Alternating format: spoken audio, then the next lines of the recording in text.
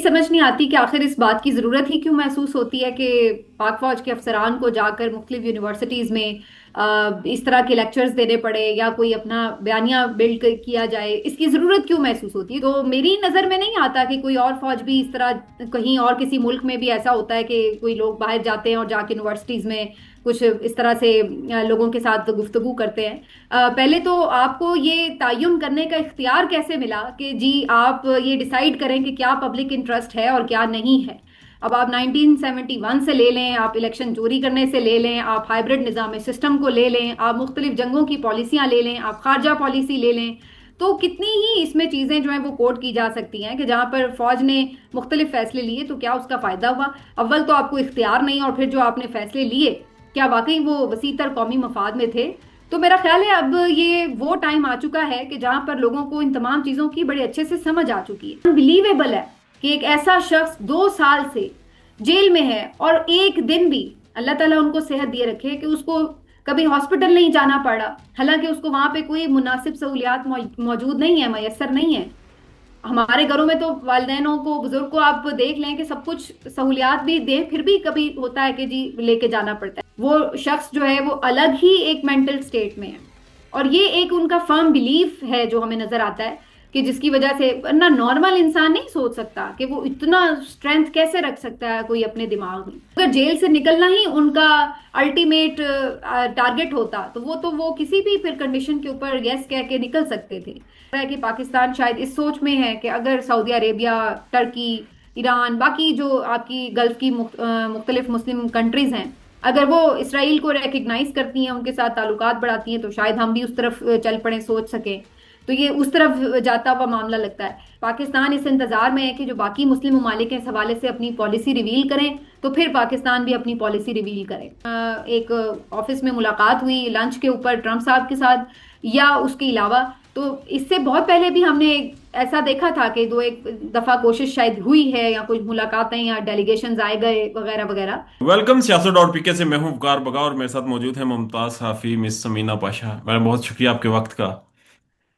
एक clip social media पर इस वक्त जेर गर्दिश है, जहां पर एक आर्मी की ऑफिसर ईमान अमी खातून जो कि तकरीर कर रही हैं, और वो उस क्लिप में ये जिक्र कर रही हैं कि पाकिस्तान फौज जो भी करती है वो कौम के वसीतर मफादात में करती है और किसी वैलिडेशन की जरूरत नहीं है, क्योंकि उन्हें पता है क्या सही है और क्या गलत है। इसके ऊपर तनकीद हो रही है। इस तनकीद पर क्या कहेंगी आप? जी शुक्रिया आपका वकार। पहले तो मुझे यही समझ नहीं आती कि आखिर इस बात की जरूरत ही क्यों महसूस होती है कि पाक फौज के अफसरान को जाकर मुख्तलिफ यूनिवर्सिटीज में इस तरह के लेक्चर्स देने पड़े या कोई अपना बयानिया बिल्ड किया जाए। इसकी जरूरत क्यों महसूस होती है? क्योंकि फौज का काम लड़ना है, उसका जो बयानिया बनाना है या उसके लिए जो बयानिए का महाज संभालना है वो काम तो कौम किया करती है। और वो हमने देखा कि जंग के दिनों में कौम ने वो पूरा महाज संभाल के रखा हुआ था। तो मेरी नजर में नहीं आता कि कोई और फौज भी इस तरह कहीं और किसी मुल्क में भी ऐसा होता है कि कोई लोग बाहर जाते हैं और जाके यूनिवर्सिटीज में कुछ इस तरह से लोगों के साथ गुफ्तगू करते हैं। बहरहाल अब अगर ये है भी तो इवन देन फिर वही बात आ जाती है कि सबसे पहले तो इस पे यही क्वेश्चन रेज होता है कि आप ये कहते हैं कि जी हम जो करते हैं वो पब्लिक इंटरेस्ट में करते हैं, लेकिन पहले तो आपको ये तयन करने का इख्तियार कैसे मिला कि जी आप ये डिसाइड करें कि क्या पब्लिक इंटरेस्ट है और क्या नहीं है? तो ये बिल्कुल जायज सी बात है, क्योंकि अगर आप आईने पाकिस्तान में देखें तो वहां तो ऐसा कोई इख्तियार या कोई ऐसी जिम्मेदारी तफवीज नहीं की गई अफवाज पाकिस्तान को कि उन्होंने ये तय करना है कि पब्लिक इंटरेस्ट क्या है और क्या नहीं। ये तो मुंतखब जो अवामी नुमाइंदा हुकूमत है उसका काम है, और जाहिर है वो खुद अवाम चुनती है। यानी सबसे पहले अवाम ये तय करती है कि उसका जो इंटरेस्ट है उसको सेफगार्ड कौन करेगा, कौन सी हुकूमत करेगी, और फिर वो हुकूमत आगे पॉलिसी तय करती है और आर्मी का काम उसको फॉलो करना है। और जहां तक कि अब इसकी अगर तारीखी हकाइक की हम बात करें तो फिर तो एक मेरे ख्याल है बहुत लंबी बात चली जाएगी, पूरा थीसिस मुझे रखना पड़ेगा कि जिसमें हम बहुत से ऐसे वाकयात कोट कर सकते हैं कि जहां जहां भी इस्टेब्लिशमेंट ने मुदाखलत की उससे पाकिस्तान को फायदा हुआ या उल्टा नुकसान हुआ। अब आप 1971 से ले लें, आप इलेक्शन चोरी करने से ले लें, आप हाइब्रिड निज़ाम सिस्टम को ले लें, आप मुख्तलिफ जंगों की पॉलिसियां ले लें, आप खारजा पॉलिसी ले लें, तो कितनी ही इसमें चीजें जो हैं वो कोट की जा सकती हैं कि जहां पर फौज ने मुख्तलिफ फैसले लिए तो क्या उसका फायदा हुआ? अव्वल तो आपको इख्तियार नहीं, और फिर जो आपने फैसले लिए क्या वाकई वो वसीतर कौमी मफाद में थे? तो मेरा ख्याल है अब ये वो टाइम आ चुका है कि जहां पर लोगों को इन तमाम चीजों की बड़े अच्छे से समझ आ चुकी है। और अब अगर आप ये कहें कि बाहर आप आके कोई नैरेटिव बिल्ड करने की कोशिश करें जो कि हकाइक के मुनाफी हो, तो वो लोग बाहर नहीं करते। वजीर आजम शहबाज शरीफ साहब जहां भी तकरीर करते हैं वो वैलिडेशन देते हैं, और वो ये कहते हैं कि सिपा सालार साहब का शुक्रिया, सिपा सालार साहब ने ये किया, हमारे साथ खड़े रहे। अच्छा होता है, हुकूमत और अदारे एक पेज पर हों, मगर ये शुक्रिया थोड़ा ज्यादा अदा करते हैं वजीर आजम साहब। क्या वो वजह क्या है, क्यों, किस ऑब्सेशन में, किस में है? देखिए, इसके ऊपर दो मुख्तलिफ वजूहात हो सकती हैं। एक पहली वजह तो ये हो सकती है कि वो हर तरह से अपनी ताबेदारी का यकीन दिलाते हैं, हर बात में जिक्र करके कि मैं तो जर्रा भी नहीं, बस जो कुछ है वो ये सब आपका करम है कि बात अब तक बनी हुई है। तो वो एक बार बार की उनको ये तौसीक करते रहते हैं कि ये मत आप समझिए कि मैं अपने आप को सच में वजीर आजम समझना शुरू हो गया हूँ, बल्कि जो कुछ भी कर रहे हैं वो हुजूर आप ही कर रहे हैं। तो वो एक तो वो वाली बात है। दूसरी जो इसकी वजह है वो भी बड़ी इंटरेस्टिंग है, जो कि एक अंदाजा है, मुमकिन है कि सही भी हो, वो ये कि जो भी कोई आप फैसला लें या कोई पॉलिसी बनाएं, उसका अगर कोई आपको लगता है बैकलैश आ रहा है या उसके कोई नुकसानात हो रहे हैं, तो आप आराम से बाद में जब कभी वन पेज खत्म होगा तो बरी जिम्मा हो सकें और कहें कि देखें जी, हम तो उस वक्त ऑन रिकॉर्ड ही कहते थे कि ये तो आप ही कर रहे हैं सब कुछ, और ये वो तो अपने आप को जरा एक पॉलिटिकल स्पेस बाद में दी जा सके कि जनाब हम तो बड़े मजबूर थे, हम तो सिर्फ जमहूरियत चलाने के लिए चल रहे थे, वरना फैसले तो आपको पता है वही करते थे, देखिए हमारी तो उस वक्त की तकारीर भी गवाह है। तो एक ये भी रीजन हो सकता है। लेकिन बहरहाल दोनों सूरतों में मेरा ख्याल है ये वजीर आजम के मनसब के शायान शान नहीं है कि आप बिल्कुल ऐसा महसूस हो कि जैसे अब मैं वो अल्फाज तो नहीं इस्तेमाल करना चाहती जो मैं इमरान समझ खान गया। साहब ने उनके लिए कहे हैं लेकिन ऐसा महसूस नहीं होना चाहिए कि आप कोई जाती मुलाजिम ही बन गए हैं, बल्कि आपको वजीर आजम की तरह एक बॉस की तरह बिहेव करना चाहिए। भले अब आप जैसे भी हों, लेकिन कम से कम बिहेव तो कर लें उस तरीके से। लेकिन लगता है कि वो ये एक्टिंग भी नहीं इवन करना चाहते। दूसरी जनाब, जो साफी हैं, जो हुकूमत को सपोर्ट करते हैं या फिर उनके साथ चलते हैं, वो ये भी कहते हैं कि जी ये 5 साल दौर मुकम्मल होगा। बेशक लॉजिक यही दे देते हैं कि वज़ीर आज़म साहब तो किसी बात पे ना भी नहीं करते, कोई इख्तलाफ भी नहीं है, और मुस्तकबिल करीब या बेद में भी कोई आसार नज़र नहीं आते कि वज़ीर आज़म साहब किसी भी बात को अपोज करेंगे। वो एग्री हैं हर चीज़ पर, और उन्होंने तमाम तार अख्तियारात अस्करी इदारों को दे दिए हैं, तो हमारे 5 साल पूरे हैं, वो ये इसकी एक रीज़न बताते हैं। और फिर ये भी कहते हैं कि हमारा 10 साल मंसूबा है, 10 साल तक किसी ओहदे से कोई भी नहीं बदलेगा, और यहाँ पर ये निज़ाम चलेगा। हाँ, ये है कि कुछ मजीद अख्तियारात शायद फील्ड मार्शल साहब को दे दिए जाए 27वीं यानी तरमीम पे। तो ये जो 10 साल मंसूबे की कहानी है, इस पर क्या कहेंगी? देखिए, हमारे मुल्क की बदकिस्मती है कि जो कोई भी आता है वो अपने ही 10 साल मंसूबे ही लेकर आता है, कोई इससे कम तो बात ही नहीं कर रहा होता। भाई, आईने पाकिस्तान ने अगर आपको एक तरीका बता दिया है कि 5 साल के लिए एक मुंतखब हुकूमत होगी और उसका ये तरीकाकार होगा, और आर्मी चीफ की मुद्दत मुलाजमत ये होगी, chief election commissioner, chief justice की मुद्दत मुलाजमत ये होगी, लेकिन हमारे मुल्क में उस चीज को, हर चीज को बल्कि मुतनाज़ भी बनाया जाता है, और फिर उसमें लालच जो है वो कहीं खत्म ही नहीं होने में आ रही होती। जो कोई भी, हम पिछले तमाम आमिरों को आप देख लें, कोई 10 साल से कम जल्दी जाने पे रजामंद ही नहीं हुआ, या वो मर के निकला है या वो जो है उसको जबरदस्ती निकाला गया है जिस भी तरह। लेकिन 10 से 1 साल वो खींच खांच के, तो 10 साल से कम तो कोई माशाल्लाह बात ही नहीं करता यहाँ पे, पहली बात। दूसरी बात ये कि ये कहना कि ये क्या 10 साल तक चलेगा, देखिए ये तो अब मैं कोई पेशगोई तो कर नहीं सकती, ये तो अल्लाह ताला को पता है कि आने वाले वक्त में क्या होना है। लेकिन इस निज़ाम की बुनियादें बड़ी कमज़ोर हैं। भले आपने इसके ऊपर बहुत एक मजबूत इमारत बना ली है, आपने बड़ी उसकी शोशाबी बना ली है, उसको हर तरह से आपने कानूनी तौर पर वो जो नक्शा है उसको जाके, हालांकि वो गैर कानूनी नक्शा है लेकिन आप उसको जाके पास भी करवा रहे हैं, सारा कुछ करें, लेकिन उस इमारत की बुनियादें बहरहाल कमज़ोर ही हैं।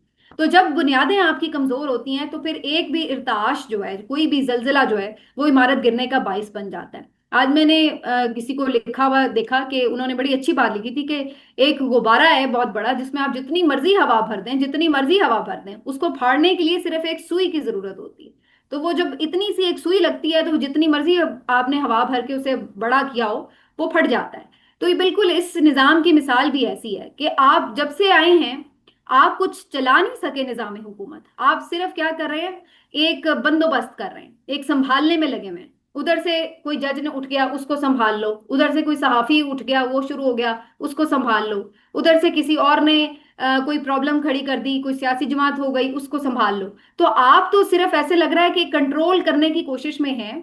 आप तो ऐसा नहीं लग रहा कि मुल्क चला रहे हैं या रूल कर रहे हैं। उसकी वजह बड़ी साफ है, क्योंकि आपके पीछे अवाम नहीं है। तो जब आपके पास अवाम का मैंडेट नहीं है, अवाम का इतमाद नहीं है, अवाम की सपोर्ट नहीं है, तो आपसे मुल्क चल नहीं रहा। आप दिखाना ये चाह रहे हैं कि मुल्क बहुत अच्छा चल रहा है, लेकिन हकीकत ये है कि मुल्क नहीं चल रहा।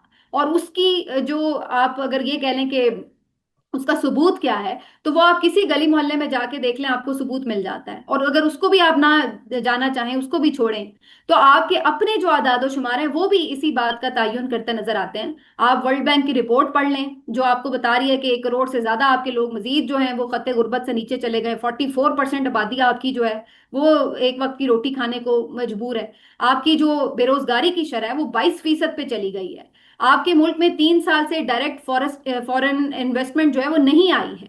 आपके जो रिजर्व्स थे जब इमरान खान साहब का दौर था, तो वो 17 अरब डॉलर पे अगर थे, आज वो कहां पर हैं? सिर्फ आप कर्जे रोल ओवर कर करके ये कर रहे हैं।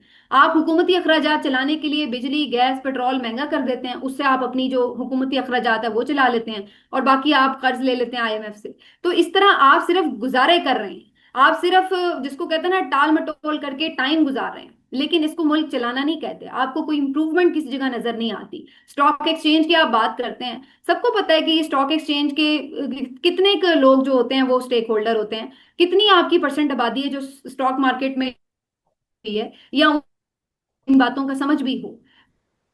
लोगों को जी स्टॉक मार्केट बड़ी छलांगे मार रही है तो जी बहुत तरक्की हो गई है।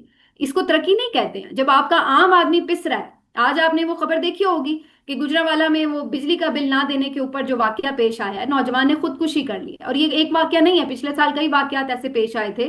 बिजली के बिलों पे लोग एक दूसरे को मार रहे हैं या खुदकुशियां कर रहे हैं, लोग बच्चे नहरों में बहा रहे हैं, और आप ये आके बता रहे हैं कि जी मीशत तो बड़ी संभल गई है।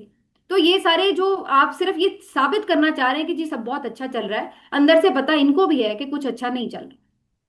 ठीक है। और एक खबर ये भी आई कि ओवल ऑफिस में जो हमारा लंच हुआ, उसके बाद आर्मी चीफ साहब ने, फील्ड मार्शल साहब ने लंच किया। उसके बाद बहुत से लोगों ने ये खबरें कोट की, और फिर ये सामने आया कि इमरान खान के साथ मामलात निपटाने के लिए, मुल्क में सियासी इस्तेकाम के लिए वहां से कोई डायरेक्शंस जारी की गई। क्या आपका पॉइंट ऑफ व्यू है? अमेरिका चाहता है पाकिस्तान में सियासी इस्तेकाम, या फिर इमरान खान की रिहाई? और ये जो खबरें आ रही हैं, इनमें किस हद तक सदाकत है? देखिए, इसमें तो फिर खबरें दूसरी तरफ से ये भी आई हैं कि जी वहां पे तो कोई जिक्र ही नहीं हुआ था। ये भी खबर आई कि सोहेल अगर जिक्र मुनाजी साहब हुआ ने भी। कहा कि फील्ड मार्शल साहब ने खुद जिक्र कर दिया। हाँ जी, मैं वही आने लगी थी। फिर ये भी खबर आई कि जी जिक्र हुआ भी तो वो उल्टा हमारी तरफ से हुआ, और वो भी है कि जी 9 मई के मामलात के ऊपर जो थी वो उस तरह से सरसरी सा जिक्र हुआ। तो खबरें तो अब दोनों तरफ से जो मर्जी, चूंकि एक बंद कमरा मुलाकात थी, तो अब जो मर्जी आप कयास सराइयां करते रहे। लेकिन अगर मैं अपनी एक असेसमेंट की बुनियाद के ऊपर आपको अपना एक एनालिसिस दूं, तो मेरे नजदीक कोई भी मुल्क है ना दुनिया का, वो अपने इंटरेस्ट देखता है। उनको क्या, अगर ट्रम्प को ये लगेगा कि यहाँ पर एक ऐसी हुकूमत है कि जिसको हमारी सपोर्ट, या कम से कम हम उन्हें कोई ट्रबल ना करें, तो उसके लिए ये हमारे लिए कुछ फायदेमंद हो सकते हैं, हमारी बातें मानते चले जाएंगे, तो मुमकिन है वो कहें, उन्हें क्या लगे कि कौन इमरान खान, कौन सी जमहूरियत, कौन सा आजादी जार रहा है, वो कहें भाई ठीक है, हमारे इंटरेस्ट को अगर यही लोग सर्व कर रहे हैं तो इनको हमें वेलकम करना चाहिए। लेकिन अगर जहां उन्हें ये लगेगा कि भाई ये लोग जो है उनके इंटरेस्ट को सर्व करने के लिए तैयार नहीं है, या उसमें कोई प्रॉब्लम आ रही है, तो वो मुमकिन है कि वो फिर दूसरा कार्ड इस्तेमाल करें कि नहीं जी जी डेमोक्रेसी होनी चाहिए, फिर उनको अचानक जमहूरियत की भी याद आ जाए। तो याद रखिए कि कोई भी, मेरे अंदाजे के मुताबिक तो कोई भी मुल्क है वो अपने इंटरेस्ट को सबसे पहले देखेगा। और अगर वो किसी भी हुकूमत या किसी शख्सियत से जुड़े हुए हैं तो उनको वो प्रेफरेंस देगा। ये एक सिंपल सी बात है। और सबसे इंपॉर्टेंट बात ये कि अगर पाकिस्तान में पाकिस्तान तहरीक इंसाफ और जो आम लोग हैं, अगर कोई ऐसी तहरीक लाकर ऐसा कोई माहौल बनाते हैं कि जिसमें ये खदशा हो गया जी बड़ा कोई डिस्टेबलाइजेशन हो रही है, बड़ी कोई इस तरह की चीजें हो रही हैं, तो फिर भी होता है कि कुछ दोस्त ममालिक इंटरफेयर करते हैं कि चलें जी ये मसला हल करें, ये आप लोगों के लिए जो है बड़ी तबाही की तरफ जा रहा है मामला। लेकिन अगर उसमें भी सब लोग एक अजीब दुबक कर बैठ जाएं और उसके ऊपर जो है वो कोई खास हमें मजामत नजर ना आए, तो फिर उस सूरत में बाकी ममालिक को क्या पड़ी है कि जब भाई मुल्क के लोगों को ही प्रॉब्लम नहीं है तो वो क्यों आके इंटरफेयर करेंगे कि हाँ भाई आप लोगों के मुल्क को इस चीज की जरूरत है और इस चीज की जरूरत नहीं है। तो ये इट मेक आपका सेंस। जो अपनी इंटरनल स्ट्रगल है उसके ऊपर डिपेंड करता है कि आप कितनी अपने हुकूक के लिए जद्दोजहद करते हैं, फिर ही कोई और आपके लिए आवाज उठाता है। इट मेक सेंस के इंटरनली पहले आपकी स्ट्रगल होनी चाहिए, मगर दूसरी जानब पाकिस्तान तहरीक इंसाफ के लोगों के ऊपर क्रिटिसिज्म आ रहा है, कारकुनान की तरफ से क्रिटिसिज्म आ रहा है कि ये लोग बोलते नहीं, ये लोग एक्टिविटीज नहीं करते। इमरान खान साहब की बहन ने कहा कि ये जो केपी असम्बली का बजट पास किया गया, ये इमरान खान को माइनस करने के लिए किया गया, कोशिश की गई, और गंडापुर साहब ने ये कील ठोका है। गंडापुर साहब एक तरफ कहते हैं कि अगर बजट ना पास करता तो मेरी हुकूमत गिरा दी जाती, दूसरे दिन प्रेस कॉन्फ्रेंस करके कहते हैं कि अगर तुम में दम है तो आके गिरा के दिखाओ हुकूमत। What's going on? ये पीटीआई और स्पेशली गंडापुर साहब कर क्या रहे हैं? नहीं, मेरे ख्याल से गंडापुर साहब का जो मामला है वो तो काफी हद तक अब सबको समझ में आ रहा है कि वो उस लेवल की जो कि उनसे एक्सपेक्टेशन थी उस तरह से वो परफॉर्म नहीं कर सके इमरान खान साहब की रिहाई के ऊपर। कोई एक वाक्य में तो कोई आपकी मजबूरी भी समझ में आती है, कोई मसलहत भी समझ में आती है, लेकिन अगर बार बार चीजें रिपीट हो रही हों तो जाहिर सी बात है कारकुनान अगर उनके ऊपर फिर तनकीद करते हैं या एक कदम इत्तेमाद करते हैं तो उनकी उसके पीछे हमें बाकायदा एक वैलिड रीजन नजर आता है कि भाई एक बंदा डी चौक से भी गायब हो गया, अक्टूबर में भी गायब हो गया, फिर नवंबर में भी वो चला गया, उसके बाद बजट भी बजट पास होना ही था, उसके ऊपर कोई ऐसा वो नहीं है। लेकिन अगर कोई एफर्ट करते हुए नजर आ रहे होते तो कारकुन भी मुतमिन होते कि जी देखिए कोशिश तो उन्होंने बड़ी की, पूरा हफ्ता वो जाते रहे, रोज अडयाला के बाहर जाके बैठते रहे, नहीं मिलने दिया गया, सुप्रीम कोर्ट में जाके धक्के खाए, नहीं मिलने दिया गया, कोशिश तो उन्होंने बड़ी की, अब जाहिर है हुकूमत तो नहीं गिरवानी तो चलो भाई ठीक है, तो समझ में आता है। लेकिन आप एफर्ट ही ना करें और फिर आप कहें कि जी हमने तो कर लिया, तो ये तमाम चीजें जो है वो शुगूक व शुबहात को ज़ाहिर है जन्म देती हैं। लेकिन ये भी बात अपनी जगह दुरुस्त है कि अगर केपी का जो एक इनको फिलहाल एक शेल्टर भी मिला हुआ है, पूरी तरह से ना सही लेकिन चलिए एक थोड़ा बहुत सुबह अपने इख्तियार में तो है, तो अगर वो चीजों से भी अगर बिल्कुल ही हाथ पांव जिसको कहा जाए बांध के साइड पे हो जाएं तो फिर उस सूरत में उससे भी जाएं।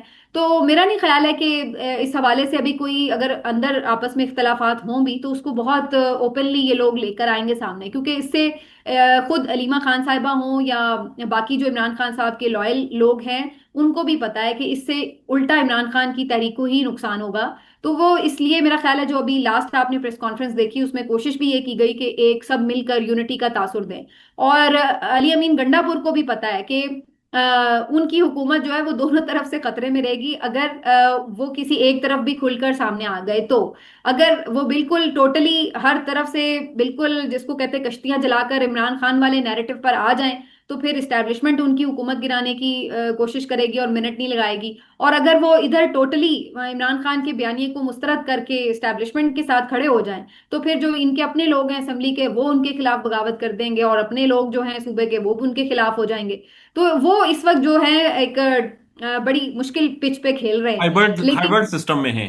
वो अब कोशिश कर रहे हैं कि वो दोनों चीजों को साथ लेकर चलें और कम से कम उस वक्त तक तो चलें जब तक कि इमरान खान साहब भी चाहें कि अभी हमें फौरन ये सिस्टम नहीं गिराना। लेकिन अगर फौरी तौर पे आप कहें कि मखसूस नशिस्तों के बाद कोई मुझे तब्दीली नजर आती है तो मुझे नहीं लगता है कि अभी फौरन किसी को कोई जरूरत है कि ये तब्दील की जाए हुकूमत, क्योंकि अभी गंडापुर साहब की हुकूमत कोई इस्टेब्लिशमेंट के लिए ऐसा चैलेंज क्रिएट नहीं कर सकी जिसको निमटने के लिए उन्हें उन्हें हुकूमत से हटाने की कोशिश करनी पड़े। तो मेरे ख्याल से अभी अगर उनको लग रहा है कि ठीक है, वैसे भी अगर वो एक मुंतखब हुकूमत को हटाएंगे फिर एक कियोस बर्पा होगा, फिर एक वो मसला, तो एक चीज को खत्म करेंगे तो उससे बड़ा एक चैलेंज जो है वो आगे खड़ा होगा। मेरा नहीं ख्याल है कि इस वक्त इसकी उन्हें कोई जरूरत है। तो मेरा ख्याल है कि अभी फौरन शायद चीजें उस तरफ ना जाएं। मगर मुहर्रम के बाद तो तहरीक शुरू करने का ऐलान किया गया है कि तहरीक शुरू होगी खान साहब की रिहाई के लिए। फिर तो केपी ही एक टफ टाइम देता है, क्योंकि पंजाब में तो आपने देखा है जो हालात होते हैं। तो हालात बदल सकते हैं फिर अगर केपी से गंडापुर साहब या फिर ओवरऑल उनकी जो पार्टी की लीडरशिप है वो एक्टिव हो जाए। इसमें तो कोई शक नहीं कि भी इमरान खान साहब का गढ़ भी है और वहां पर उनको एक पूरी सपोर्ट भी इस वक्त हासिल है। तो जितनी भी अभी ये मूवमेंट हुई है लॉन्ग मार्च दो तीन दफा जब भी हुआ है तो उसमें एक पूरा आपको जज्बा भी नजर आया वहां के लोगों का और उन्होंने पूरी तरह पार्टिसिपेट भी किया है। और वहां के अगर कारकुनों के अलावा आम लोगों की भी आप जाके गुफ्तगू सुने तो वो आपको इमरान खान के साथ इसी तरह खड़े नजर आते हैं, और वो बिल्कुल चाहते हैं कि इमरान खान की रिहाई के लिए ये हुकूमत जो है वो अपना किरदार अदा करे। जहां तक आपने एहतजाजी हिकमत अमली की बात की, मैं ये जरूर बता दूं कि ऐसी हमने बात सुनी थी कि ईद के बाद होगी तहरीक शुरू, लेकिन नहीं हुई। फिर हमने सुना बड़ी ईद के बाद होगी, फिर नहीं हुई। अब हम सुन रहे हैं कि 10 मुहर्रम के बाद होगी।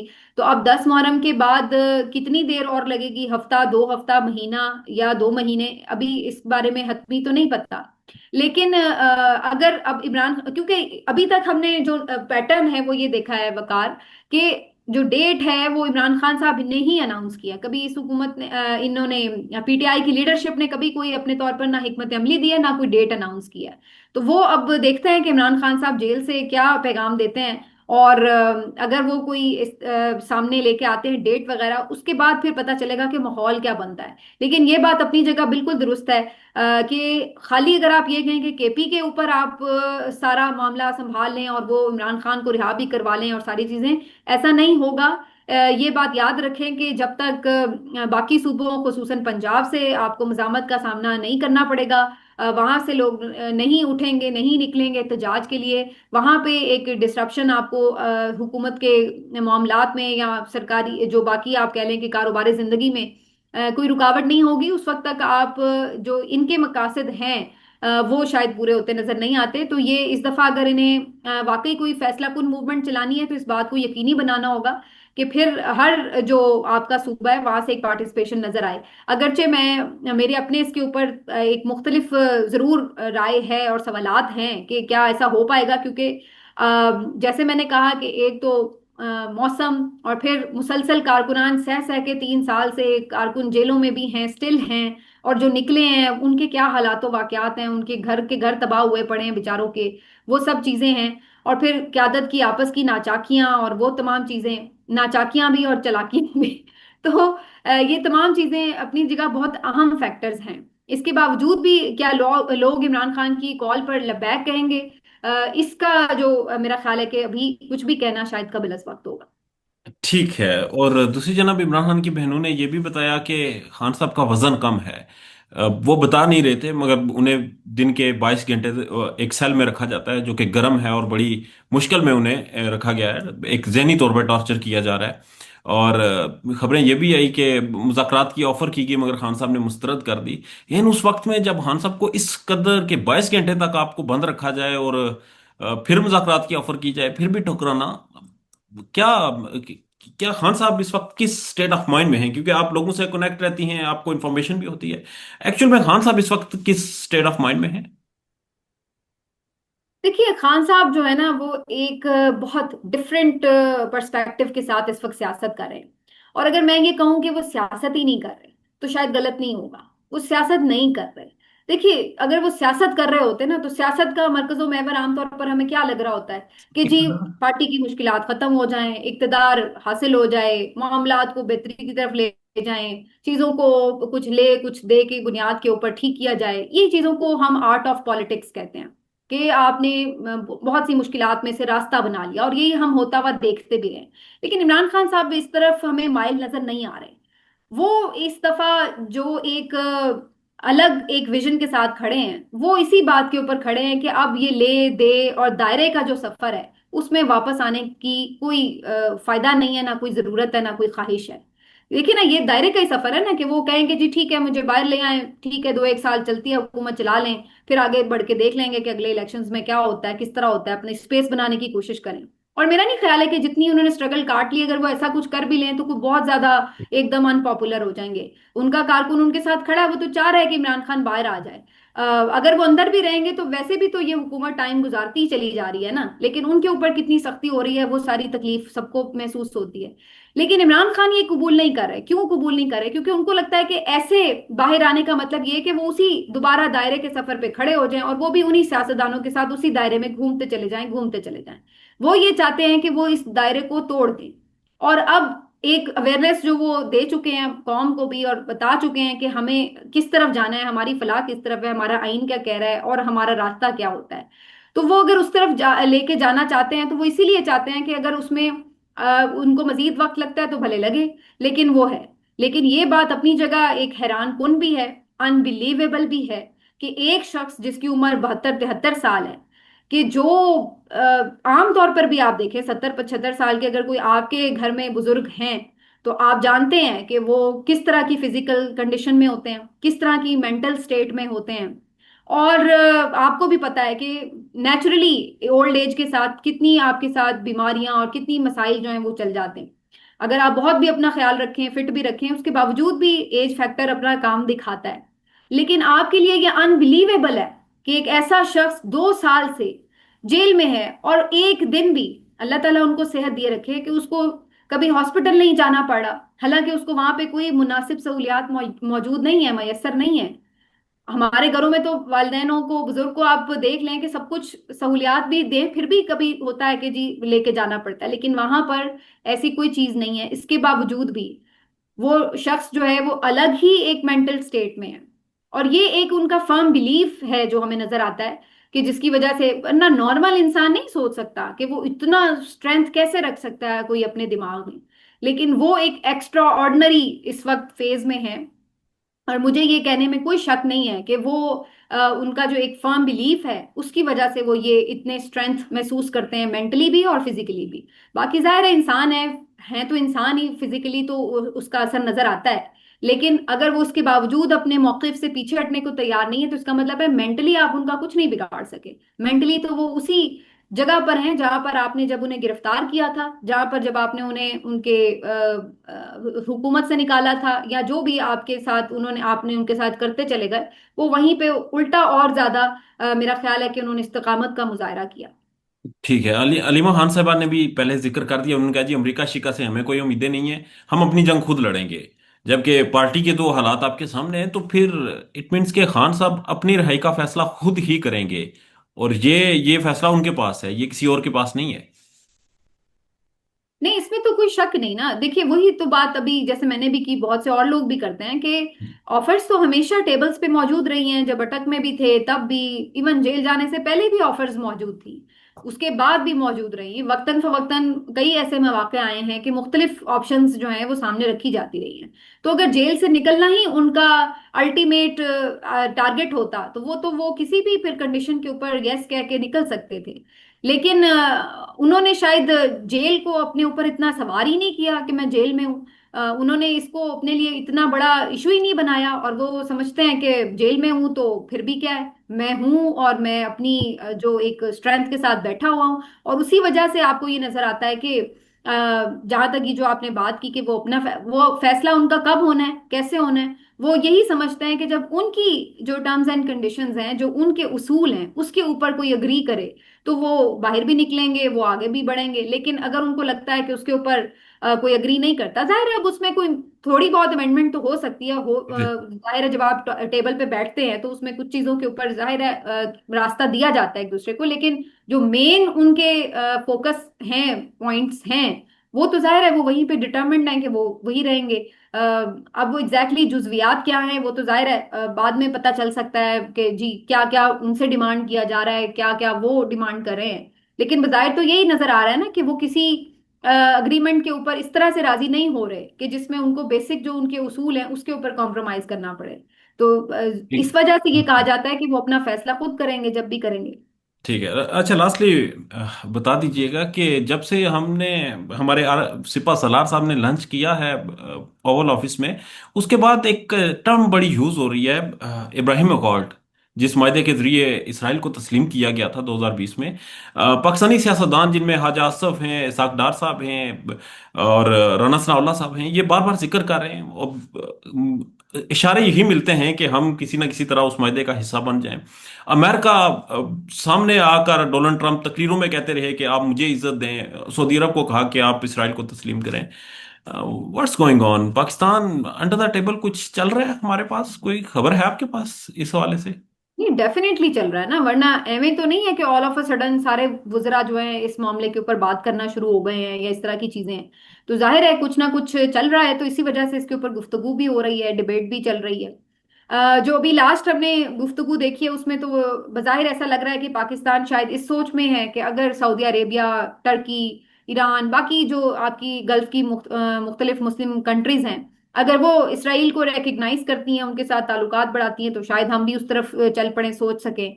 तो ये उस तरफ जाता हुआ मामला लगता है। लेकिन दूसरी तरफ ये भी बात काबिले जिक्र है कि जो हमारे पब्लिक सेंटिमेंट्स हैं वो इससे बिल्कुल बरक्स नजर आते हैं। और इसराइल की रिकग्निशन के हवाले से लोगों में कोई इतनी खास तौर पर ये जो भी पिछले 2 साल इसराइल ने जो कुछ गजा के साथ किया है, तो उसके बाद तो लोगों में और भी ज्यादा एक गुस्सा और नफरत भरा है। अभी रिसेंटली आप देख रहे हैं कि बच्चे मर रहे हैं, उनको किस तरह से, मासूम बच्चों को शहीद किया जा रहा है। तो उसके बाद आप ये कहेंगे जी इनके साथ ताल्लुकात बना लें उस तरह, तो ज़ाहिर है लोगों में एक गम और गुस्सा है। तो इसी वजह से खुल के इसके ऊपर उस तरह से बात नहीं होती, इसके ऊपर डिबेट नहीं होती। लेकिन यस, कुछ ना कुछ चीजें हैं, और शायद यही वो वजह है कि पाकिस्तान इस इंतजार में है कि जो बाकी मुस्लिम ममालिक हैं इस हवाले से अपनी पॉलिसी रिवील करें, तो फिर पाकिस्तान भी अपनी पॉलिसी रिवील करे। अब ये क्या सब कुछ इस वजह से हुआ कि जो एक ऑफिस में मुलाकात हुई लंच के ऊपर ट्रम्प साहब के साथ, या उसके अलावा, तो इससे बहुत पहले भी हमने ऐसा देखा था कि दो एक दफा कोशिश शायद हुई है, या कुछ मुलाकातें या डेलीगेशंस आए गए वगैरह वगैरह। लेकिन अब बज़ाहिर ऐसा लग रहा है कि उसके बाद ही मामला तेज हुआ। उसकी एक वजह तो जाहिर है कि एक ईरान की जंग हमने देखी, उसकी वजह से ऑटोमेटिकली जो एक पूरा इशू है वो बिल्कुल सामने आ गया फ्रंट लाइन पर। और फिर डोनाल्ड ट्रंप चूंकि उसको ज्यादा अब हाईलाइट कर रहे हैं और हर एक से इसके ऊपर निगोशिएट कर रहे हैं, बात कर रहे हैं, तो इस वजह से जाहिर है उसको एक आप कह सकते हैं कि नुमाइंदगी नुमाया हो गया वो सारा इशू, और इसलिए उस पर फौरन से बात शुरू हो गई है। तो सर्टेनली अगर वो इसके ऊपर, ईरान के ऊपर उन्होंने बात की है, तो इस तरफ उन्होंने बात की होगी। और इस हवाले से इस बात के इम्कान मौजूद हैं कि ये कहा गया हो कि जी अगर बाकी मुस्लिम ममालिक इस तरफ जाते हैं तो फिर हम इसके ऊपर देख सकते हैं। लेकिन अगेन वही बात है, बंद कमरों की मुलाकात है, तो उसके ऊपर हम सिर्फ अंदाजे लगा सकते हैं। वो भी इस वजह से क्योंकि जब चीजें हम अपने इर्द गिर्द होते हुए देख रहे हैं, तो फिर हमें अंदाजा होता है कि शायद इससे कुछ ताने बाने जुड़े हैं। बाकी इसका एंड रिजल्ट आपको, मेरा नहीं ख्याल है बहुत देर इसका इंतजार करना पड़ेगा, शायद चंद हफ्तों में ही नजर आना शुरू हो।